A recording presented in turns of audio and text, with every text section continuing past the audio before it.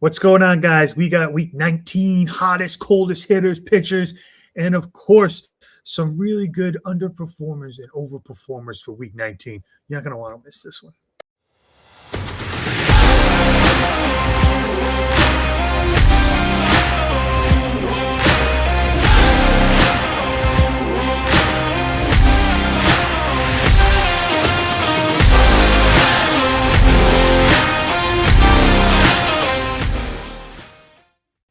All right, guys, this is Bourbon N Ball. I am Doug, along with my lifelong friend over there, Mikey V from Clearwater, Florida. And we are bringing you some week 19 studs and duds, man. Forget about hot and not. This is studs and duds. Going right in, dude. Yeah, let's just start. You'll see some familiar faces on there, some not too familiar faces. Cade Cavalli looks like someone you'd see on like a Clue game or something. He did it with a candlestick in the freaking laundry room. All right, let's again. We'll talk batters, break them down for us afterwards, Mike, and then we'll talk pitchers. So first and foremost, this is, I mean, honestly, a very pleasant surprise. Cubs third baseman DH Alex Bregman, 91.5% owned. He had himself a week, 375, 4 homers, 11 ribbies, 8 runs, 4 strikeouts. Didn't have any stolen bases, but not a problem. Still gave you 40 points, 6.7 a start. And then talk about another person who went from cold to hot. Phillies DH Kyle Schwarber had himself a pretty good 7 days too, 99.5% owned. He hit 360, 4 homers, 8 ribbies, 6 runs. Did have 7 strikeouts though, and 1 stolen base. 39 points, 5.6 a start. Again, you know, when he performs, those strikeouts are in the back burner, but when he's not performing, they're in the forefront. And some honorable mentions here. You got Kansas City Royals, Jack Caglione, 37 points. Pete Alonso with 33. Fernando Tatis and Jackson Merrill both have 31. Rockies outfielder Jake McCarthy has 29. And then last but not least, there's a 3-way tie with Josh Bell, Yandy Diaz, and Nolan Arenado, who had that grand slam, with 28 points. So, Mike, break it down. I mean, we have to start with Bregman, right? That's your boy right there. We've been waiting all season for him to have a week like this. I mean, it looks like he's finally broke out of it a little bit, right? I was looking at the records. I mean, the Cubs are on a hot streak, 8-2 right now. And, I mean, Alex Bregman's at the center of it. And we know what Alex Bregman's formula is. He doesn't strike out. He never will kill you, so he'll never have, like, he'll probably have a pretty high floor for the most part. But these are the weeks that you've been waiting for, where he doesn't strike out often. Finally, the power's coming out this summer. Now he's batting 375 this week. This is exactly the formula you need in a weak position at third base. So we knew it was going to be a pretty good week for the Cubs. We always talk about the Nationals and how there's just always a run fest when it comes to that. One game, they scored 12 runs. Another game, they scored 8 runs. I mean, Bregman was all over that for sure. Obviously ran into the buzzsaw of Cade Cavalli, obviously last night or yesterday during the day, I should say. It was a Thursday day game. But other than that, though, it was a Cubs fest, I thought. And then going back to Kyle Schwarber, too. We just talked about him, a week or so ago, Doug? We talked about how the lack of power hasn't been there since the All-Star break. Now, 360, 4 home runs, 8 RBIs. Yes, the 7 strikeouts. We need to keep a pulse on that. We always say he's a strikeout guy, so if he's not doing the other half of hitting those home runs and getting RBIs, it can be a little dicey with them at times. But these are the weeks that you kind of crave for. I mean, it was so cool to watch him hit that home run last night in, right into the cornfields, which was a really cool moment for him. Obviously, won MVP of that game, which was a pretty big honor just for a special game like that. But, man, Kyle Schwarber's back, Doug. I got to have to say it. Power's there, hitting for that average again for a little bit.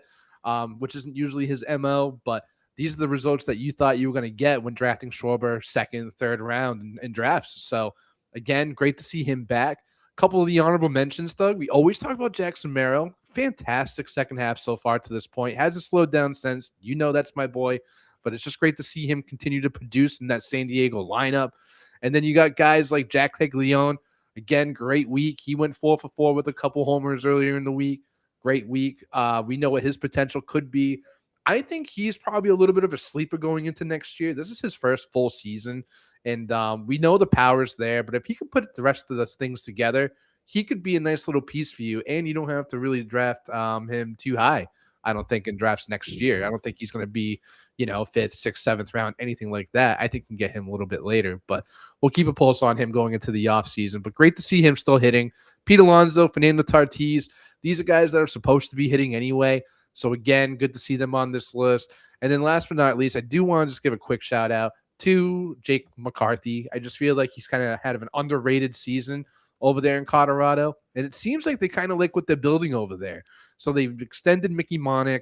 Jake McCarthy is still over there. We thought he might have gotten traded during the deadline, but nope, he's hanging around and he's still producing over there. So if you have a guy that might be hurt, maybe a Jake McCarthy could fit that bill, because I think he's only 49% owned.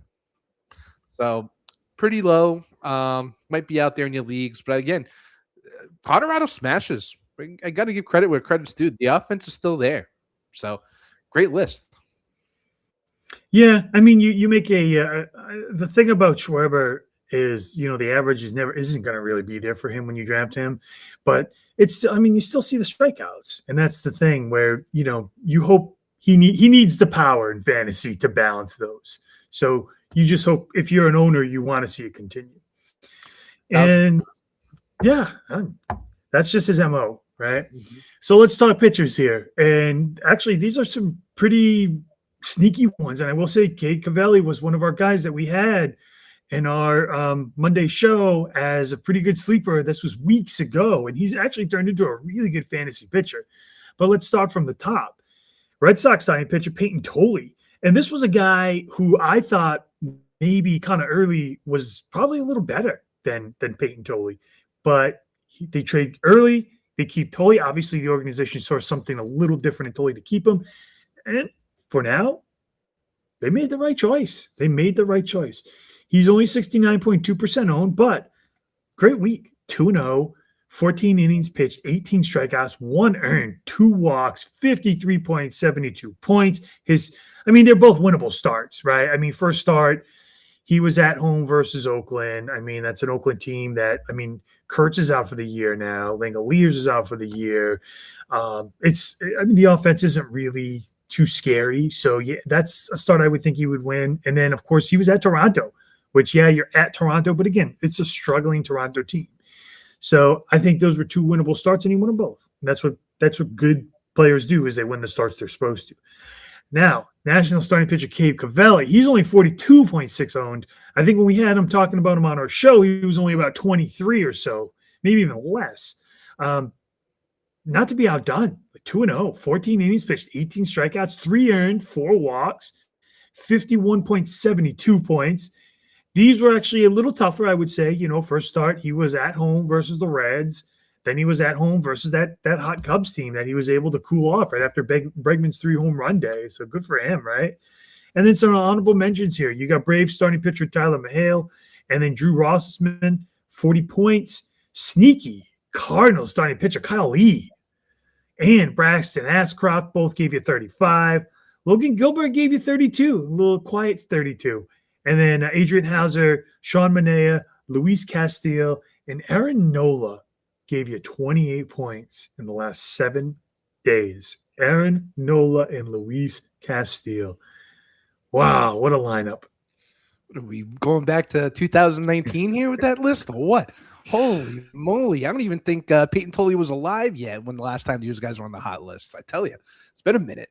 But let's start from Peyton Tolley, though. Great 2 starts. You mentioned the start against the A's, 6 innings, 14 Ks. We were talking back and forth during that game. We don't know what got into him. That was crazy, but it was awesome to watch. He was absolutely dominant. Dominant. Man, dominant. I got to spell. Did you have a drink today? I had a drink. I did have a drink. It's so funny you said that. Yeah, sounds like it. And then the next start was 8 innings. Like you said, against Toronto, he really went deep into that game. Was a quality start guy. Going into Toronto. So again, we had him on the short list going into the week as a kind of a must start, and you did circle this, Doug, the start against Toronto, and it looked like it's going to pay off so far. And then Cade Cavalli, I'll tell you what, this guy's a pretty good pitcher. I think he's actually pretty good. I don't think the numbers really do sometimes the justice, but I think this guy might be another guy that I would be thinking about even for next year in drafts. where he's going to land. I think this is a great year for him. He's going to throw his most innings pitched to this point in his career. So I think going into next year, I think there's a little bit more promise with Cade Cavalli. But again, he's still scoring you a lot of points. We're talking about him right now after scoring 51 points in a week. And again, I would just keep a pulse on him going into the offseason. And I mean, a couple of the other guys, what a consolation prize for Tommy Mahal, for the Atlanta Braves. They were in on Jacob deGrom going into the trade deadline, ended up folding up, right? He denied that trade going into Atlanta, and then they ended up getting Tommy here, or Tyler here, and then all of a sudden, he's looking great. This is what Atlanta does. They get starting pitching, they fix these guys, and then all of a sudden they produce. We've been seeing it for years, Doug, over there. And then, like you said, again, another guy that also left on a new team, Luis Castillo. We knew that he needed a new change of scenery. We needed to know if he still had it or not. Obviously, he didn't have it with Seattle. And, what a great outing. Really strong outing, right? It was just we haven't seen that kind of Luis Castillo all year to this point. So, again, I'm kind of going to keep a pulse on it just to see what he ends up doing for the rest of the year for Chicago, who is still obviously contending in the AL Central. And it's crazy to even say that because it's August 14th. We didn't think we'd be talking about the White Sox this deep into the season.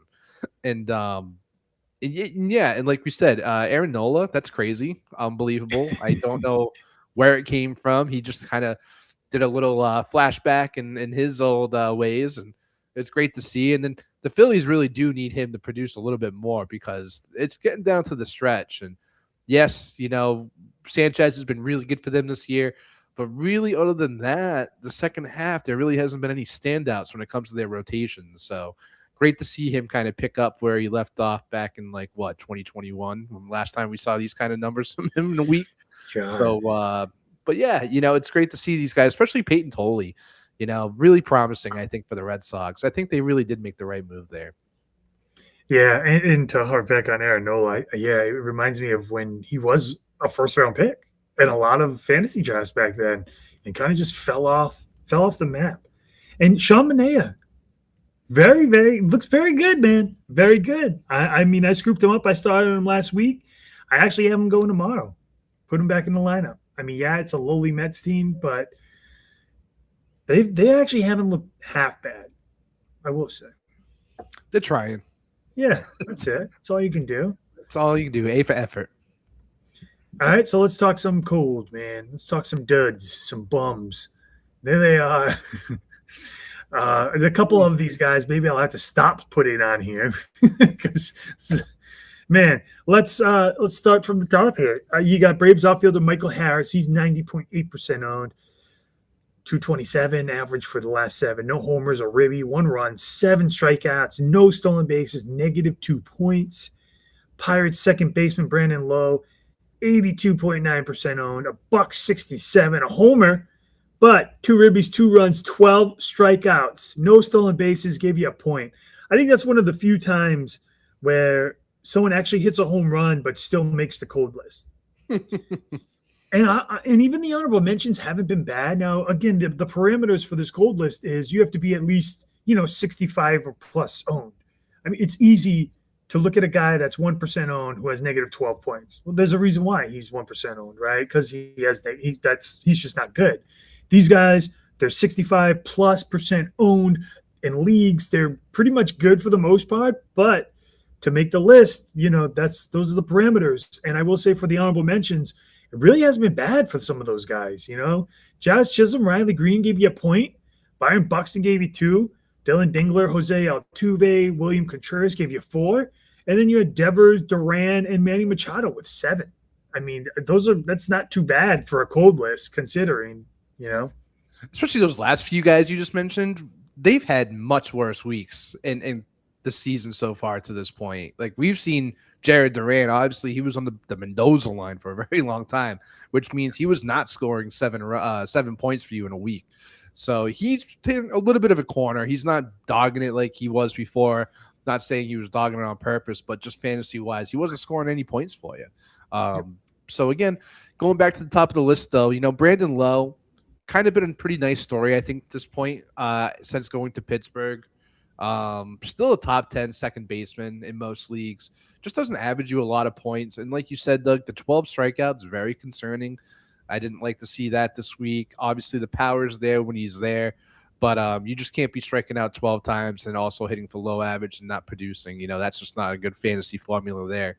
And you can almost say the same thing for Michael Harris this week, too. Kind of a really rough week when it comes to just getting on base, doing what he does best, maybe steal a couple bags, get a couple guys in, right? And he just really hasn't done that this week, along with the 7 strikeouts. So tough to see both those guys on this list. And then also, like you said, some of the honorable mentions, Jazz Chisholm, Riley Green. Those are 2 guys that, again, we always talk about the strikeouts. If they're not producing, they're going to make this list often. And I know the name appeal is, Doug, just to stop real quick, crazy. Jazz Chisholm was a top 5 second baseman going into the year for some predictions. Unbelievably wrong. Same thing with the Austin Rileys of the world. Just incredible. I just don't know where it ever came from. We both disagreed with it. We talked about Jazz Chisholm, I think, more on this not list than on the hot list this year. Well, I mean, you can make the same case with Ronald Acuna. Yes, it's crazy, like the overreaction you get when a player comes back from the IL who used to perform so good, and now he looks like he's performing so good, and then everybody's like, well, he's back. So, he comes back from the IL, hits, I want to say 360 the first week or something like that. So everybody's like, oh, wow, he's back. And then I think, what is he at now? I have his real numbers right now, and he did just strike out again. He's at 242. Wow. So, and listen, I'll always say he's the cog in the lineup. He's not good. I think he's good. I don't think he's great. I think he's overvalued because he had that one outlier year, right? But he is the guy that kind of makes the lineup go, even when his bat isn't going. Just to have the name in the lineup to me, is what makes the difference for that team. So I will give him credit for that. But other than that, there's fantasy-wise, he should probably be your outfield 2 or 3. He's not your number 1. He shouldn't be your number 1 anyways. Yeah, in the outfield, it's really not clear-cut anymore. You got your Jordan Alvarez's the world, right? You're going to have, the Aaron Judges when he's healthy.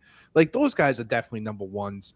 But I think it's harder now to identify, a true number 1 outfielder than it was, a few years ago. I just feel like there are more names out there than there were before now.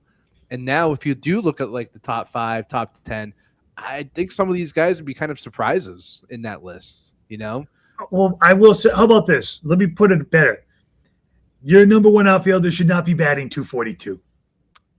I agree with that. That's, how's that? I think that's a fair assessment.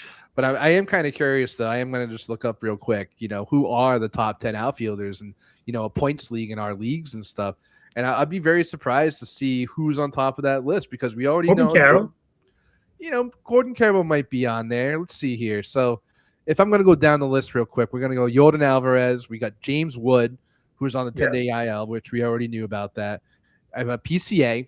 And, PCA, I think, was, hit or miss. I think people had him definitely having a type of season like this, or people really thought he was going to fall off. So I think it was one or the other. Corbin Carroll is on there. Alec Burleson is right behind T. Crow Armstrong, so. And then you got the Jordan Walkers. And then right behind Jordan Walker at 308, it's our boy Jake McCarthy, like we mentioned before. Surprisingly sneaky 308. So, again, it's just do you really have – a Bryan Reynolds and a Willie Abreu being in a top 10 outfield?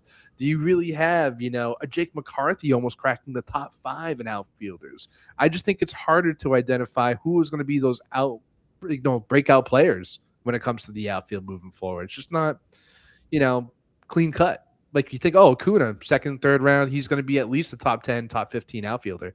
That is far from the case. That is just not the case. I knew he wouldn't be, if that matters. Oh, we know. I don't. I'm not sold on him. I'm not saying I wouldn't draft him. If we were doing a draft and it's the 4th or 5th round, yeah, I mean, I'll take a stab at him just because of the potential. But again, every time everybody says that the potential, it's you're a year older now, injuries all the time. now 242 this year, a lot of strikeouts. Like, you know, at some point you're gonna have to reevaluate and be like, okay, well, where is this guy gonna go in drafts? Like, is the 5th round still too early? Because if you look at the list, technically it is. If you're going off his numbers, like that's early for him right now. He's more of like a 7th or 8th round, to be honest with you. And I don't know who, you know, everybody would say that's crazy just because it's Ronald Acuna.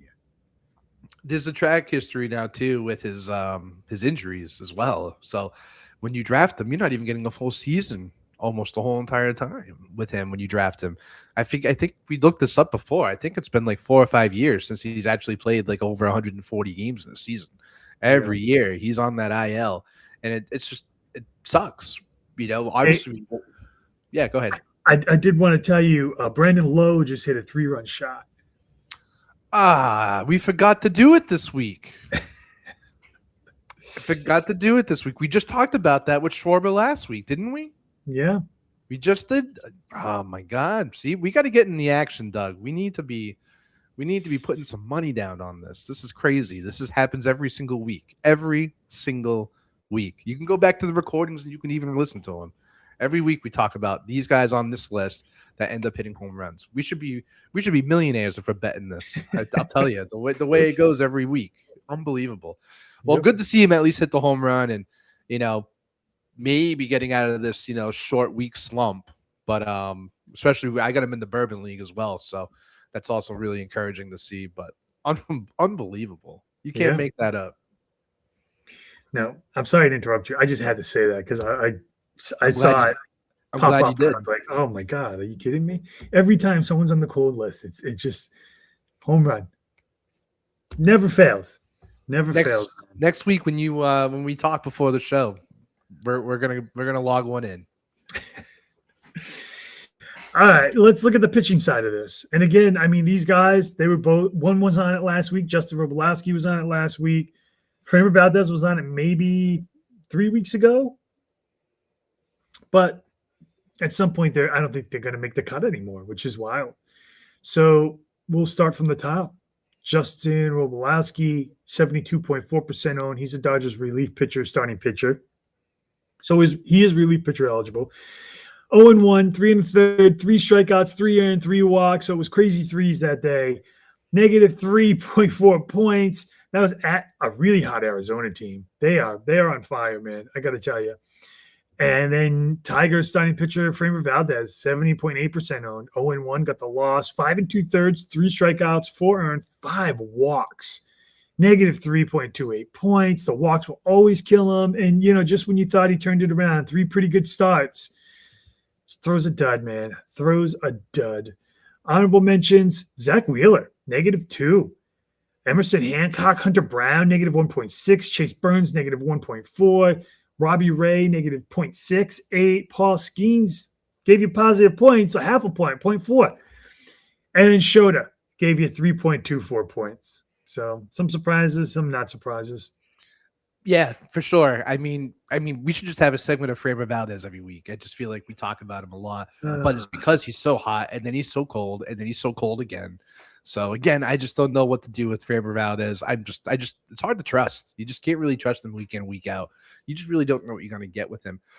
Justin Robolowski here, really good year so far to this point. I think he's been pitching pretty well for the Dodgers. Obviously, you play for the Dodgers, you're going to get run support as well. You know, I'm going to keep a pulse on him these next couple weeks. We know Tyler Glasnow is working his way back. We looked at Blake Snell, who looked really good this week as well. So there's only so many spots in that rotation, Doug.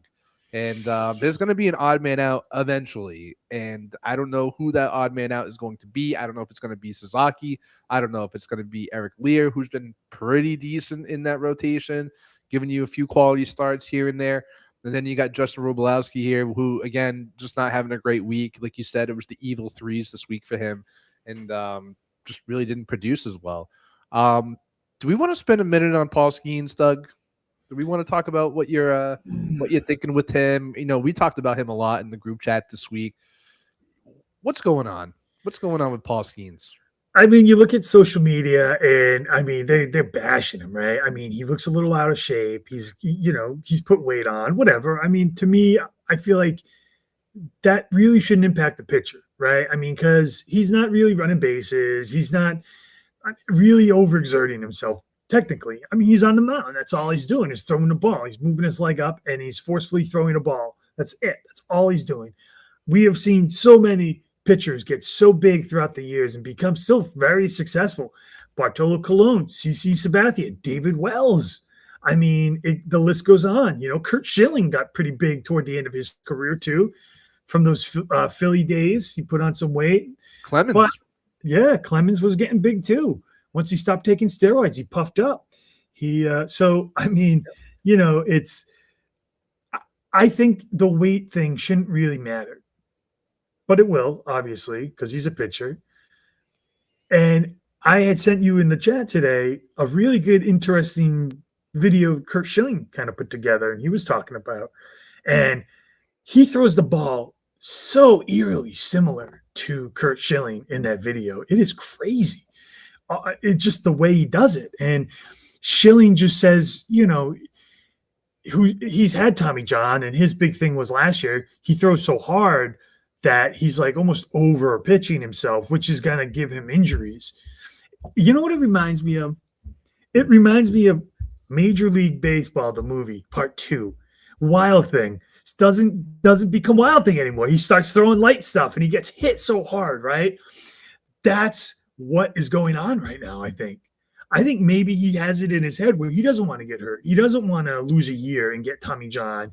You know, he wants to save himself. He wants longevity. And I think that might be what you're seeing right now. You were seeing Wild Thing Vaughn right now in Paul Skeens in Major League Baseball too. And I honestly, I mean, that's a great comparison. I just thought of that off the top of my head. But makes sense. That's what I think it is. You know, I don't think it's anything else. And it's just, I don't know, it's weird because he didn't pitch that bad his last start. He got pulled after 5, and he had like something like 64 pitches or so. That's where the concern comes from. All right. I mean, I think he gave up 1 earned, 2 runs total because 1 was an unearned run, and they didn't score any runs. Of course, they saved those runs for when Ashcroft's on the mound. But, you know, you go 5, you're like, okay, well, at least he has a chance for a quality start, right? You assume they'll put him out there for the 6th with only 64 pitches or so. And he doesn't. And that's where you're kind of like, okay, well, what the hell's going on? Like, what is going on? Like, I don't get it. So I think there's a little more to it than what we're being told and what we're being shown. Maybe it's a factor of everything. I don't know. I think it's just a story that you're going to see as the rest of the season plays out. You're going to see that story expand into something a little more than what everybody thought it was, I think. But that's just my take.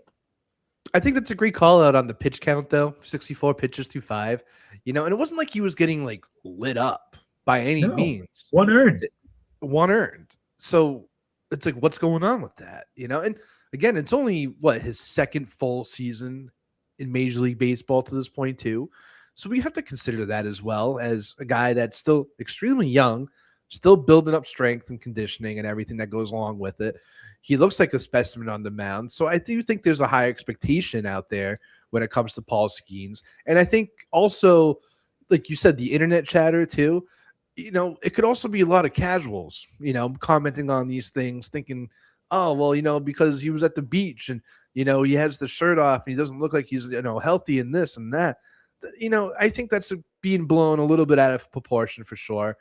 But it is. I will say though, the gut looks a little big for someone so young.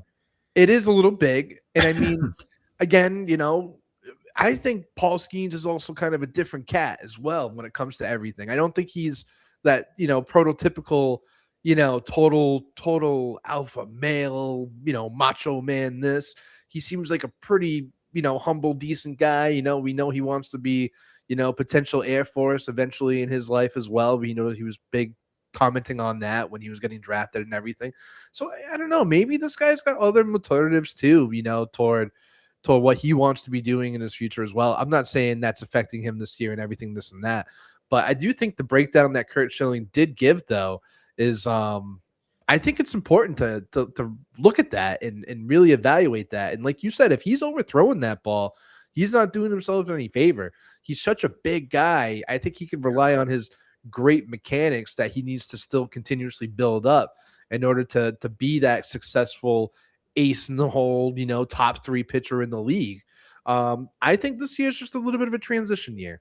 I don't think that's an unfair thing for him to have. And then again, I think the expectation of him, especially coming off of last year's season, was just extremely high. But we got to remember that this is only his second full season. He had obviously the most pitches that he had going into last year, going into this year. And I just think he's getting dragged a little bit. I just think the expectation was just way too high. And I think people are really starting to hop on it a little bit. So again, he's on this list, who's not. But again, I just think we've seen it all year with him. It's just been inconsistent.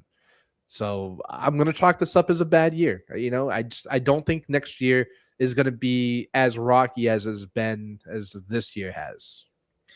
I will say it is a little alarming that he's going from throwing 98 and 99 to 94 and 95. I mean, that's a pretty big drop. And usually what does that mean? That means, shoulder fatigue is definitely one. It could be inflammation is another one. All the time when we see the velocity go down, very shortly after, you hear one of those 2 injuries pop up. So, they've been keep throwing him out there every 5 days. So I don't know if it is injury. That's the thing, So here's the other thing too. It's maybe not so much baseball related, but again, it's maybe marketing. Pittsburgh's kind of a weird organization. They don't really take care of the guys often. I feel like they kind of screw guys. When it comes to their money and their contract, right? Who was it last year? Didn't they bench someone last year because they didn't want him to hit like their royalties pretty much? So they DFA'd him or something. It was a weird story. So again, Pittsburgh doesn't have a lot of attraction when it comes to going to the ballpark every day if you're a casual fan. I think you still need to put Paul Skeens out there because he is an attraction. So I do think there might be some political side to that as well when it comes to it.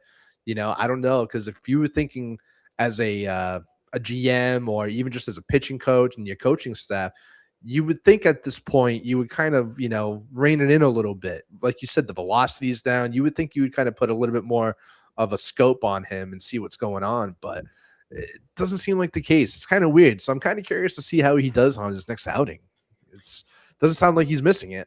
I mean, you'll find out in a couple of days against the Red Sox on Sunday. So, yep. And you know what else is kind of weird about all this before we start moving on real quick is Curt Schilling said this last year.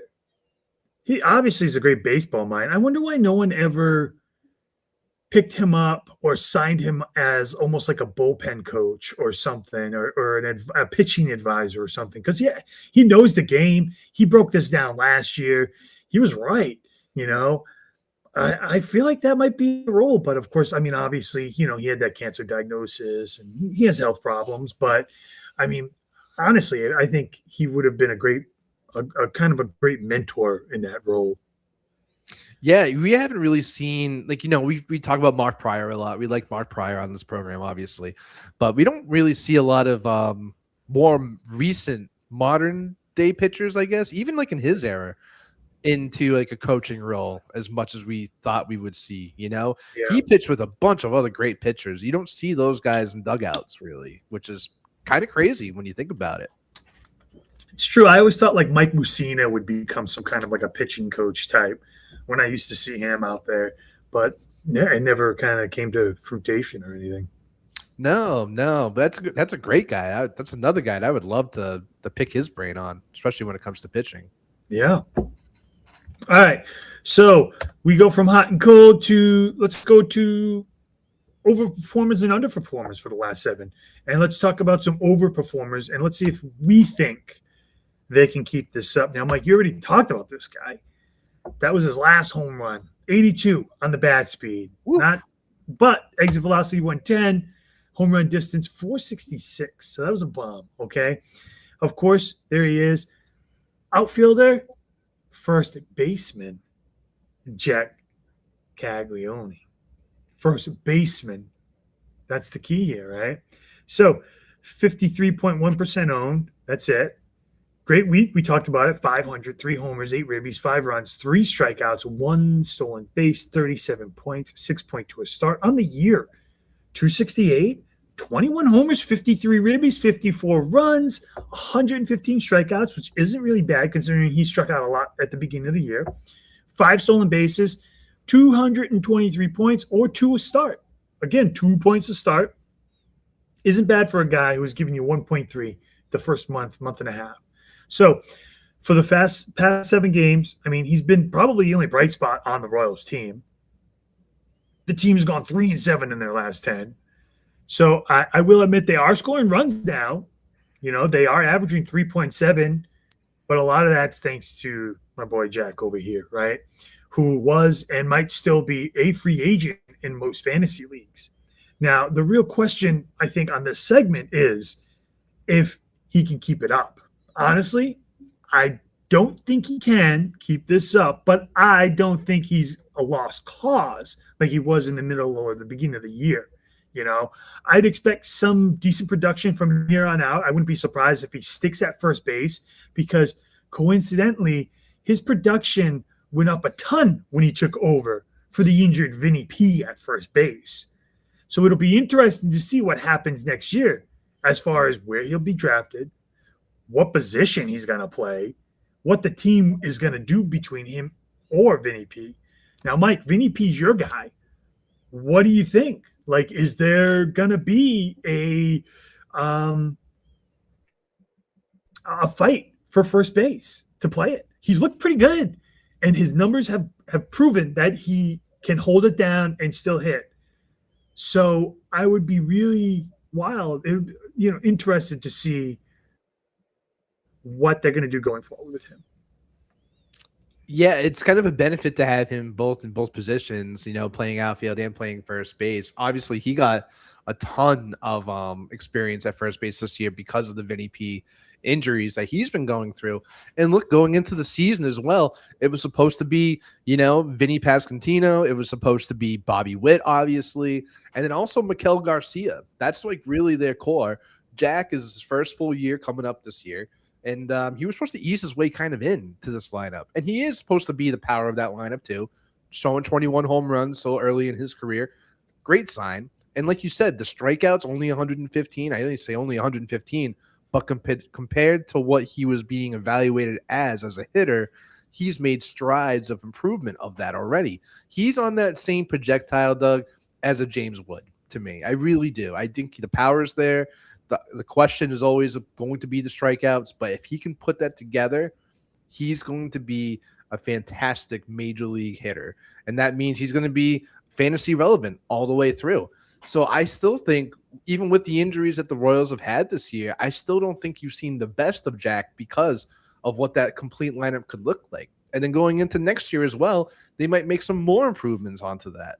So I think going into next year, I do think he's going to be an everyday player. I do think they're going to put him out there in the outfield or at first base. I don't know how much longer Sal Perez has. I'm kind of curious to see what his timeline looks like when his career, when it's all said and done, because he also plays a little bit of first base as well. He also takes up a DH side of things as well. So if he's out of the equation a little bit, that opens up even more flexibility for some of these guys, not just to get everyday at bats, but even rest on the field as well, having that DH role open up. And Jack Caglione, I feel like almost fits that perfectly. Not that he has a bad glove at either position, but right now it's just, you want him in your lineup, I think, every day, because right now, as the Royals are playing their season out, he is their best hitter. And it's crazy to even say that because you got Bobby Witt in that lineup too, but you can't ignore what Jack has been doing. I'd say this past, few weeks, I'd say. It's not just this past week that he's just been hitting. It's been for a little bit now. So again, it's a pleasant surprise to see him kind of turn it on, these last couple weeks, especially for your fantasy teams. But yeah, next year, I got him circled on boards, Doug. It's going to be really difficult for me not to put him in that top 20, 25 outfield position going into next year. I mean, forget about outfield. What about first base? I mean, first base, he'll play first base. He'll have eligibility at first base going into seasons. So, is he going to be a top 10 first baseman? Potentially. I can see that being potential crack top 10. I don't know if it's going to be top 5. We don't know what's going to, transpire with some of these guys that are playing at first base right now. We'll see what Freddie does next year, being another year older. Bryce Harper's having a really good year this year. He's still in that top 5 conversation right now, but we'll see what he does next year. He's going to be another year older. There might be some opportunity where Jack can sneak into this top 10 pretty easily. But where would you put him going into next year in drafts? I do think, between the 8th to 12th round, depending on how many teams are in your league, the flexibility, I don't think that's far-fetched. Yeah, I mean, you could even make the case 7th, depending on if he finishes with 35 home runs, which he could. I mean, well, 35 might be a stretch. I mean, 30 is a possibility. 30 home runs, maybe 80 ribbies or 75 ribbies and 75 runs. I mean, those are pretty good numbers for, a team that's pretty much in last place for most of the American League. So to see the year he's kind of putting together this like you said, last month or so, yeah, man, that's value. That's value. And with the way people finish, that'll affect, I think, where he's going to draft. I think for fantasy, you always want, I think people who put together these mock drafts and stuff, I think they look at how people finish as opposed to how they start. And that's why a PCA fell so hard because, yeah, his first half was amazing, but his second half was not good at all. He didn't even hit 200, right? Caglione, not a good first half, but he's putting together a really nice second. And that, to me, might boost him up a little more just because of that. So I wouldn't be surprised if maybe the 7th. I can see it. I can absolutely see it. And that's a really good call out, too. We do kind of evaluate guys, how they do finish at times. For the good and bad, right? PCA is a great example of that. We know how bad he was last year, and that's what probably cost him going down a few rounds before getting drafted in most drafts this year. So again, it could be the same thing for Jack, and like you said, it could be the opposite. He could be going up into the 7th, depending on how this month and a half goes for him, and he can get the 30 plus and 35 plus. What makes you not think he can get 40 next year, right? Very young guy. He's still projecting up. Obviously, there's not a lot of data on him still. Obviously, when we do evaluations with some of these guys, we kind of average it out. But Jack is kind of on that projectile up for sure. All right, so let's talk about – you go from hitting. Let's talk about an overperformer for pitching. There he is. Oh, my God. We're in the new White Sox right there. We're talking about Luis Castillo, 47% owned. Good last couple starts there, right? 1-0, so he had a no decision and a win. 11 innings, 15 strikeouts. Did have 5 earned, 3 walks. Still gave you 30 points. His first start was at Boston. Then he was home versus his old team, the Reds. On the year, if you're putting together his total stats, not sexy. Not sexy. 4.9, 110 innings, 101 strikeouts, a 4.96 ERA, 35 walks, 108 points, 4.9 to start. The real question is going to be, has a change of scenery really helped him, right? His first start with the White Sox, he looked like the same old pitcher, right? He was going up against a red-hot Red Sox team. He gave up 5 earned. Got a no decision. Luckily, his offense bailed him out. But then he had, honestly, his best start of the season right after. 7 innings, 10 strikeouts, no earned, and the W, right, against the Reds. For the first time, I can admit I have no idea what to expect from him for the rest of the year. I have no idea. My gut wants to tell me he'll probably revert back to where he was before. I don't think he's as good as what you saw last start. But my heart tells me maybe he turned the corner. Maybe he just had to get out of Seattle. I mean, the White Sox offense is better. It might not look better on paper, but it is better statistically. So I'm sure that might have helped with the confidence with him, right? I mean, just knowing you can give up a couple earned and still have a chance for a win versus when you win Seattle and you have to kind of pitch perfect to get a win because that offense just doesn't create runs. So, I mean, Mike, we've followed Luis Castillo since we've been doing fantasy, right? And he's older, like you said. You can see that downward trend. You saw it a couple of years ago start. Do you think he still has something left in the tank? How many years do you think? I mean, he's 33 years old. I mean, still throws mid-90s. Maybe not mid. I'd probably say 93, 94. But, I mean, obviously he still wants to play a couple more years. I really wonder what's going to be in the cards for him and how he's going to finish this year, really.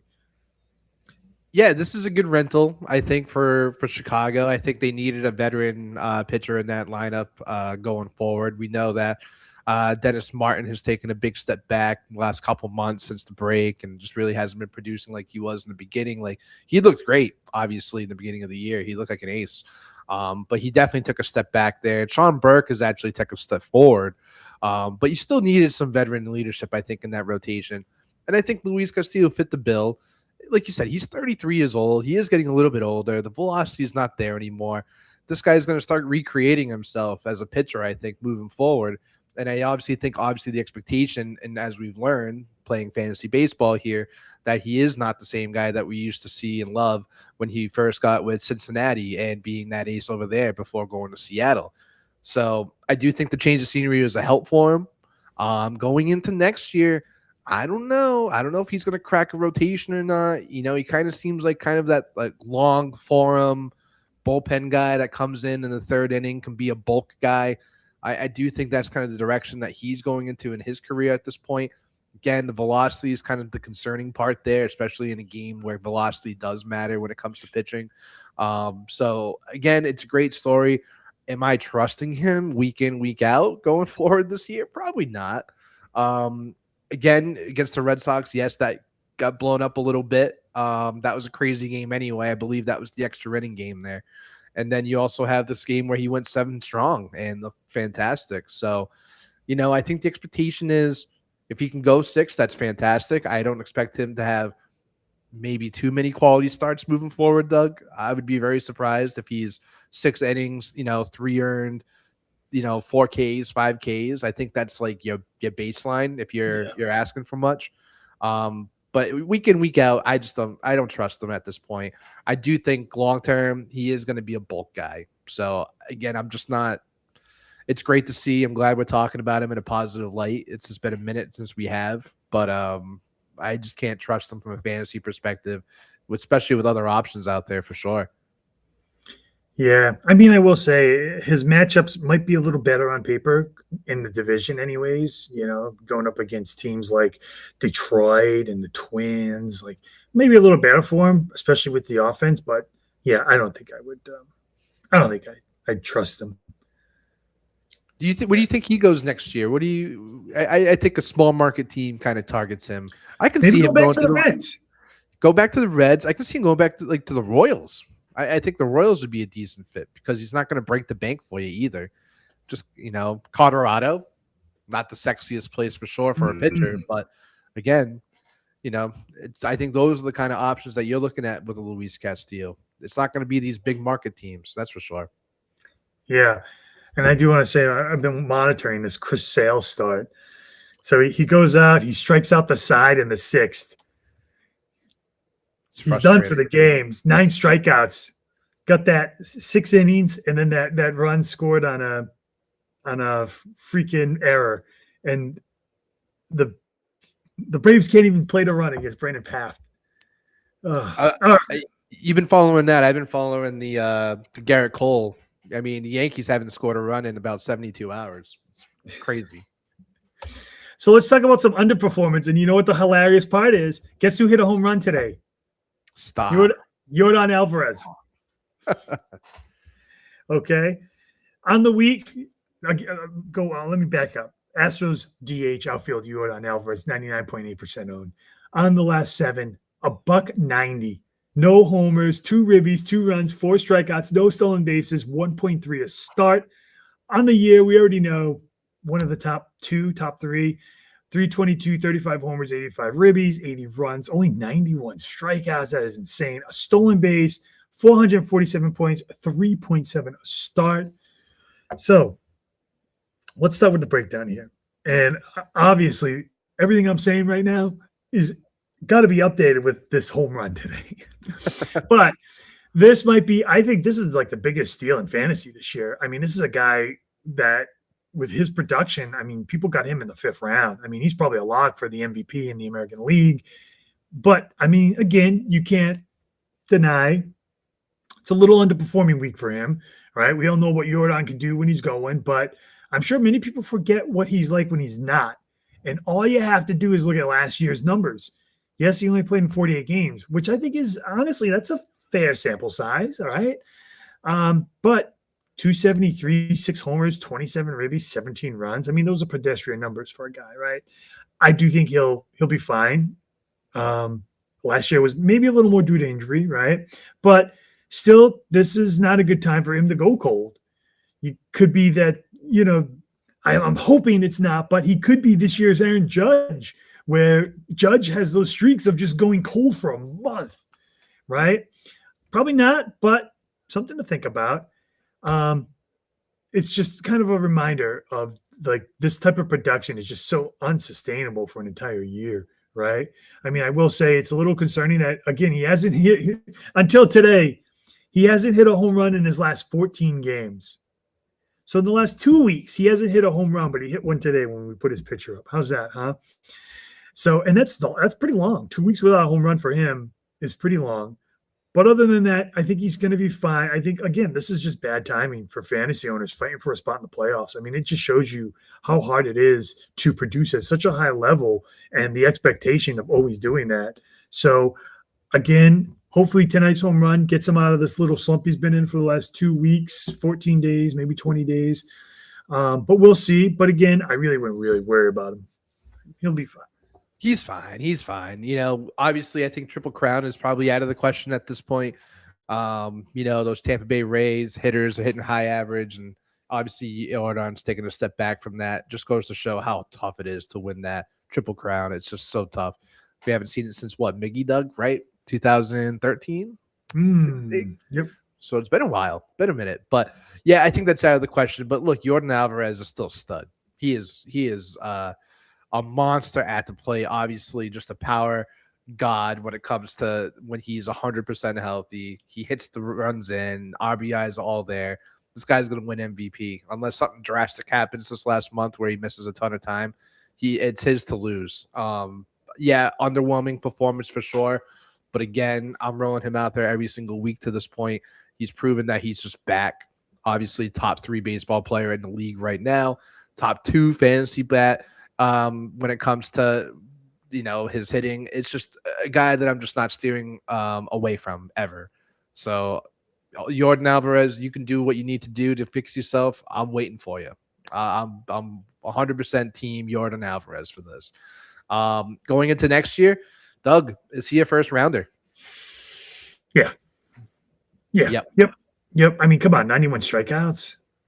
Unreal. 35 home runs. Come on, he's gonna hit you 40 plus. If he can hit you 40 plus home runs with under 100 strikeouts, that's insane. Those are. I mean, that's Jose Ramirez right there, right?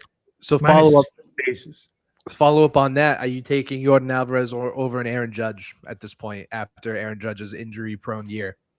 Of course, I took Juan Soto over to Aaron Judge. You know me, I'm not a Judge guy. The cold streaks are just too unpredictable.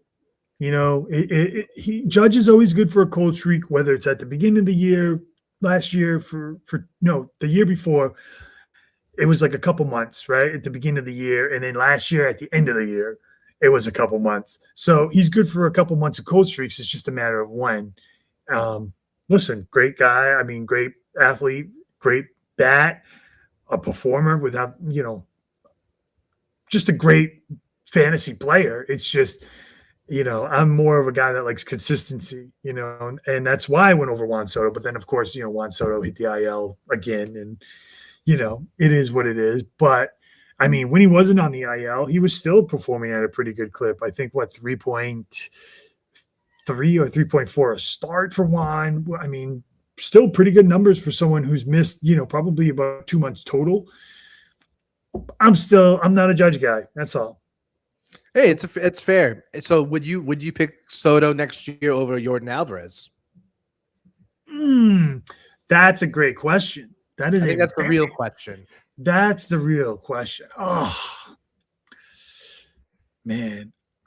I think I would still go Soto, but that's only because of the stolen bases. Soto can steal. He can hit you 40 home runs and steal bases. Alvarez can hit you 40 home runs and not steal bases. So that's the only difference between the two. I think they're very similar. I think They can both hit you, about 300. They can both hit 40 home runs. They can both drive in 100, score 100 runs and still only strike out 100 or less. Like, I think they're both very similar to that.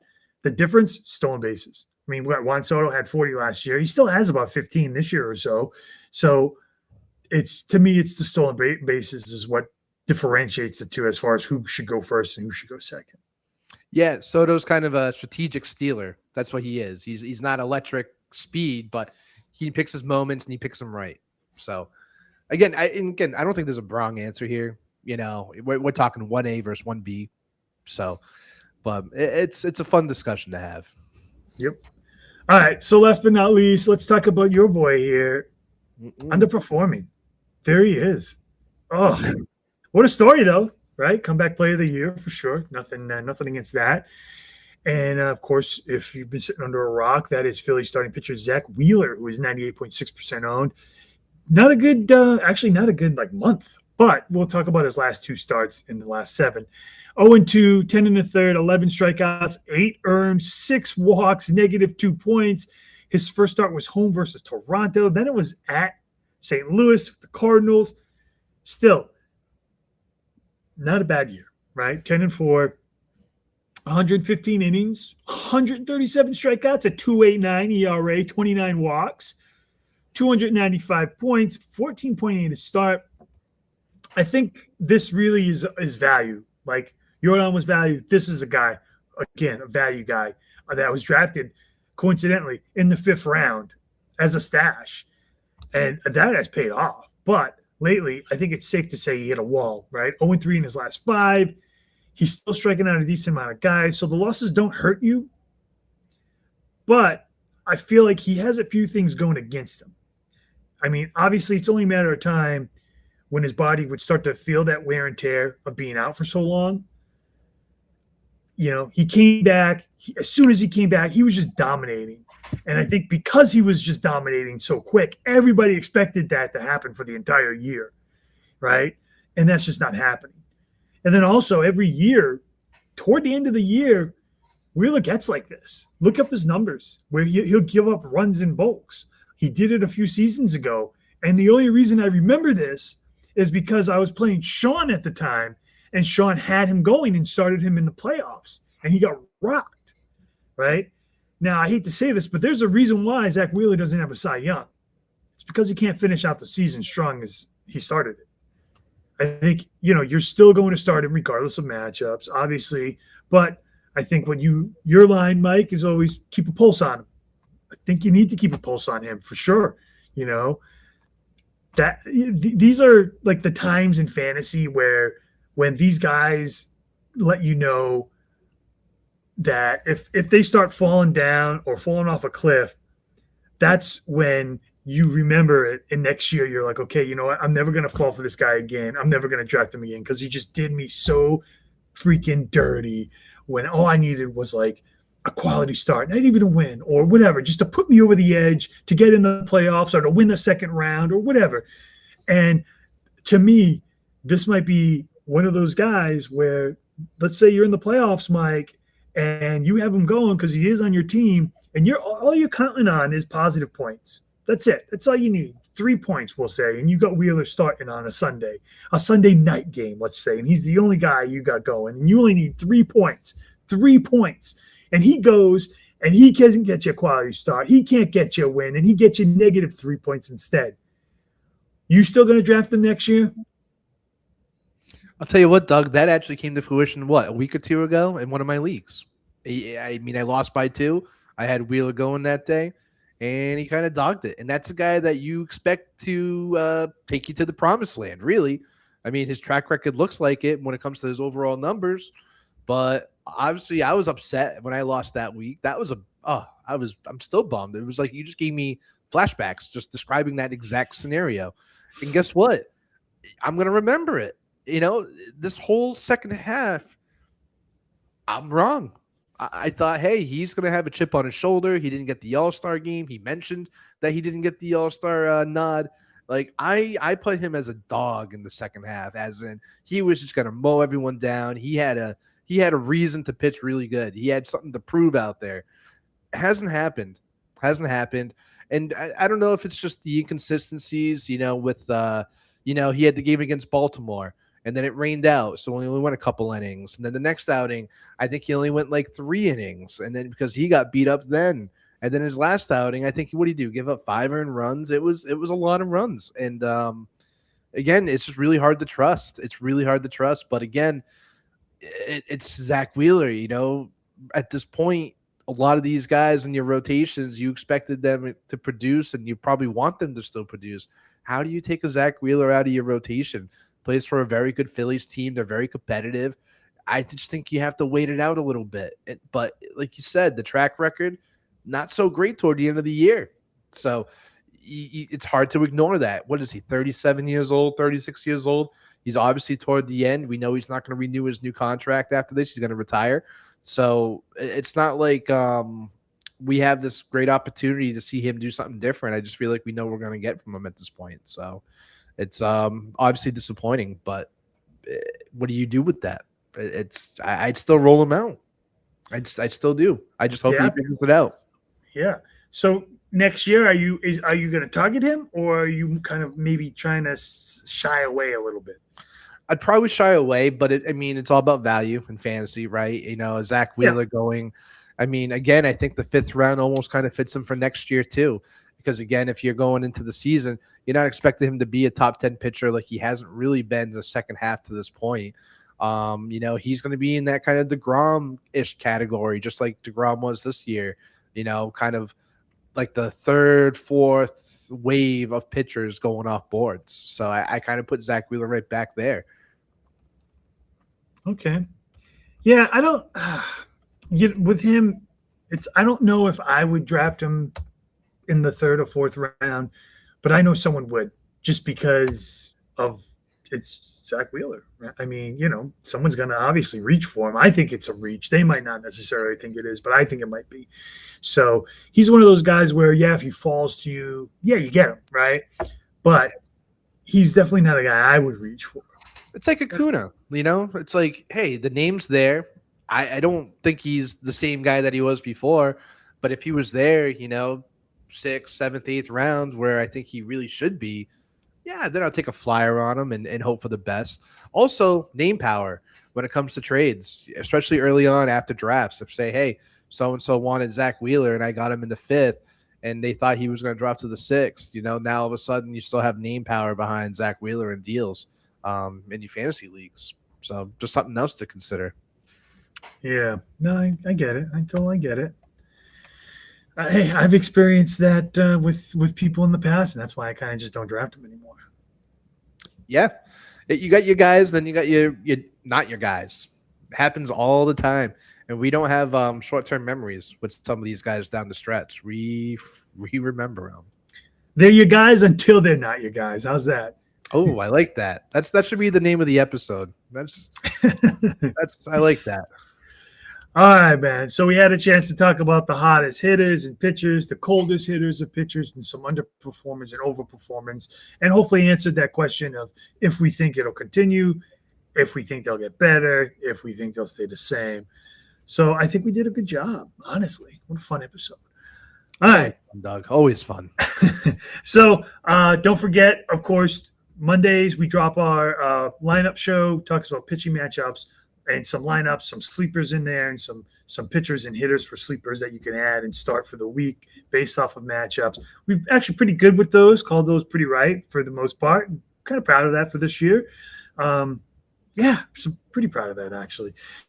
But yeah, that plays on Monday mornings, drops at 8 o'clock. So from about 8 to 9, it's usually about an hour show. So catch it. It's on YouTube, FSAN, Bourbon N Ball, all that good stuff. Heart us, love us, share us, all that cool stuff.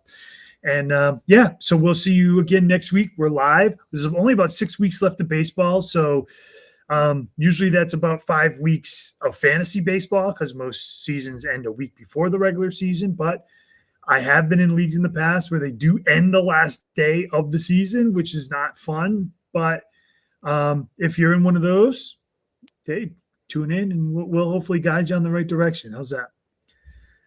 So for Mikey V, I'm Doug. This is Bourbon N Ball. We'll see you back here live next week. And again, check us out Monday, 8 a.m. on YouTube.